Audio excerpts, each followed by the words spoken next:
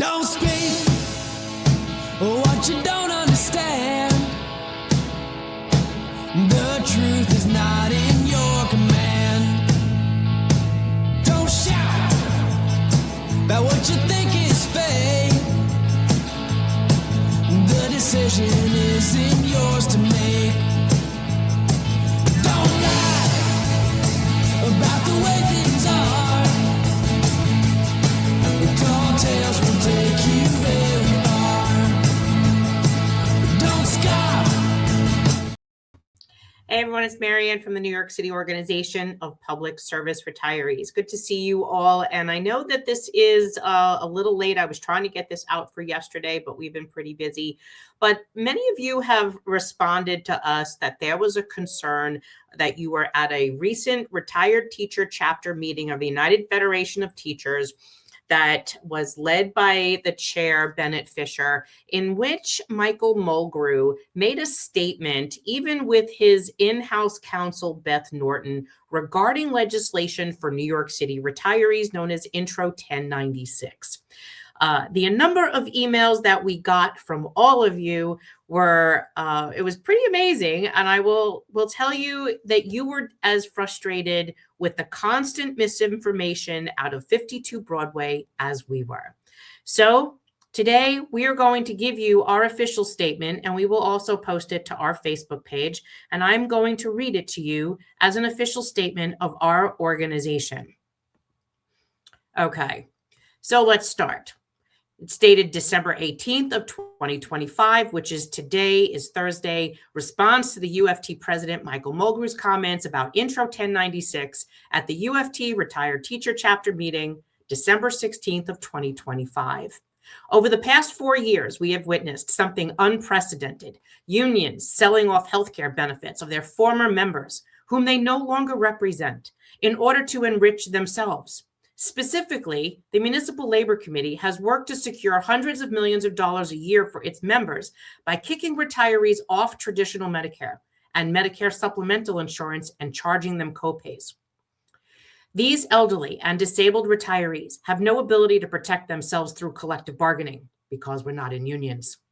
Our healthcare bill, known as Intro 1096, should protect these retirees by ensuring their access to traditional Medicare and Medicare supplemental insurance without the burdensome out-of-pocket costs. These are the benefits all retirees had from the 60s up until very recently. Michael Mulgrew of the United Federation of Teachers, UFT, is opposed to this bill for one simple reason. It would prevent them from selling off current retirees' health care in order to fund benefits for active employees. To be clear, this bill would allow the UFT and other unions to negotiate their own future retiree health care benefits. It would simply prevent them from negotiating away the benefits of those who have already retired and no longer have a seat at the bargaining table. The bill would also allow unions to negotiate for more robust health care benefits, if they so chose, because this sets a floor, not a ceiling. And of course, we know that that floor has been in place for almost 60 years. Because Michael Mulgrew cannot come out and admit his real reason for opposing this bill, he is forced to manufacture a bogus one. He claims that the bill would somehow violate collective bargaining and set a bad precedent that might embolden the city council to unilaterally diminish workers' employment benefits. That's also false. First, the bill does not interfere with collective bargaining at all. It explicitly states that nothing in this bill shall be construed to impair the ability of any employee organization to negotiate the terms and conditions of employment for their employee members. And thus, if the unions wanted to negotiate away their members' future healthcare rights in exchange for more immediate benefits, such as higher wages, then they would be free to do so. This bill merely prevents them from bargaining away the rights of those who have already retired and never consented to a diminishment of their health care. And that is perfectly consistent with collective bargaining law. Indeed, it is well settled that unions do not represent retirees. You can see the following cases: Colby versus Tibbetts. This is why collective bargaining law, known as the Taylor Law, does not even apply to those who have already retired. You can see Town of Islip versus New York State Public Employees Relations Board, explaining that the Taylor Law only applies to active employees and not retirees. You can also see Annius MacDonald Police Benevolent Association, Incorporated, versus the City of Geneva, stating that collective bargaining law does not extend to retirees. There is no question that the City Council can legislate health care for retirees. In 1968, just a few months after the Taylor Law was passed, the City Council enacted New York City Administrative Code 12-126, which grants sweeping health care benefits to retired city workers. Remember, that is exactly how we got the health care that we do. The city will pay the full cost of health coverage, and that was defined by the City Council to be paid for by the city. He did so. He gave this benefit and paid for it by a personnel order for employees. He could not do that for retirees, which is why we have this administrative code. And it's a shame that they don't even know their own history. 12-126, which grants sweeping healthcare benefits to city workers. The City Council amended 12-126 several times over the ensuing decades to mandate specific health insurance coverage, including the HIP HMO, and require the city to cover ever-increasing cost of Medicare B. In all the previous instances of the City Council legislating on retiree healthcare, the UFT and other unions testified in support of such legislation. If Mulgrew truly believes that collective bargaining law prohibits the City Council from legislating on retiree healthcare, why did prior UFT leaders spend decades supporting such legislation? And why is Michael Mulgrew currently supporting a bill that would guarantee certain employment benefits to paraprofessionals who, unlike retirees, are actually covered by the Taylor Law? Mulgrew is not acting based on legal principle. He just wants the ability to use current city retirees' healthcare as a bargaining tool. Finally, it is absurd for Mulgrew to suggest that Intro 1096 paves the way for the City Council to unilaterally reduce healthcare workers' healthcare benefits. Intro 1096 provides no such authority or precedent. It protects people by setting a baseline for healthcare benefits, which unions can negotiate away for their own members if they wish. But it does not allow the City Council to unilaterally reduce collectively bargained benefits. If the City Council were to do so, that would violate the Taylor Law. The City Council should pass 1096 or whatever the successor bill is going to be in 2026, because this bill is coming back. And as today is the last stated, I would guarantee you that this bill was going nowhere because of what they've done. But they should pass the next bill to protect retiree health care.